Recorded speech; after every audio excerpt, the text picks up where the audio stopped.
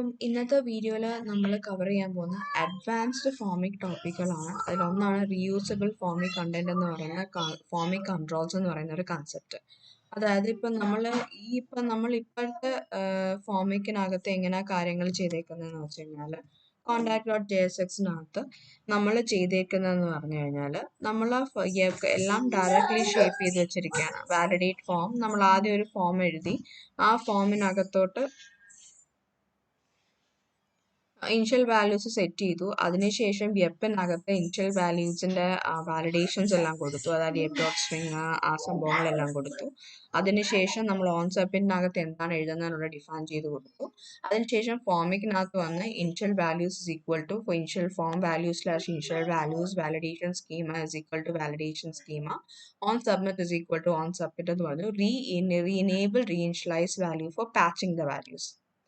അതിനുശേഷം നമ്മൾ render props വെച്ചിട്ടാണ് ബാക്കിയുള്ളതെല്ലാം എഴുതിയേക്കുന്നത്. ഇതിനകത്ത് നോക്കിക്കഴിഞ്ഞാൽ എല്ലാത്തിനും റെപ്പറ്റീഷൻ ഉണ്ട്. റെപ്പറ്റീറ്റഡ് ആയ ടെക്സ്റ്റ് ആണ് ഈ കാണിക്കുന്നത്. Field type equal to text, ID equal to first name, name equal to last name. Next field type equal to text, ID equal to last name, name equal to last name.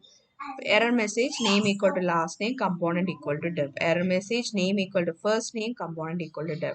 ഇതിനകത്ത് നോക്കിക്കഴിഞ്ഞാൽ നമ്മുടെ ഐഡിയും ഈ pattern same തന്നെ. ഒരു 80% of the code ഇതിനകത്തെല്ലാം same തന്നെയാണ്. ബാക്കിയുള്ള 20% code മാത്രമേ ഡിഫറെൻറ്റ് ചെയ്യുന്നുള്ളൂ. അപ്പം ഇതിനകത്ത് താഴോട്ട് വരുവാണെങ്കിൽ കമൻസിനകത്ത് ഫീൽഡിനകത്ത് as equal to text area ഉണ്ട്. Type equal to text, ID equal to comments, name equal to comments. ഇവിടെ നെയിമും ഐഡിയും ടൈപ്പും മാത്രം മാറുന്നു. എറർ മെസ്സേജിന് അവിടെ നെയിം മാത്രം മാറുന്നു.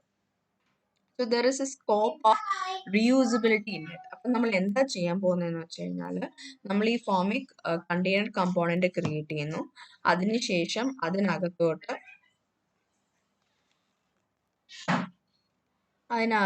നമ്മൾ എന്താ ചെയ്യുന്നത്, ഫോമിക്കിനകത്തൊരു ഫോം ക്രിയേറ്റ് ചെയ്ത് ഫോമിലോട്ട് നമ്മൾ ഓരോ കമ്പോണൻസ് ഡിഫൈൻ ചെയ്യും.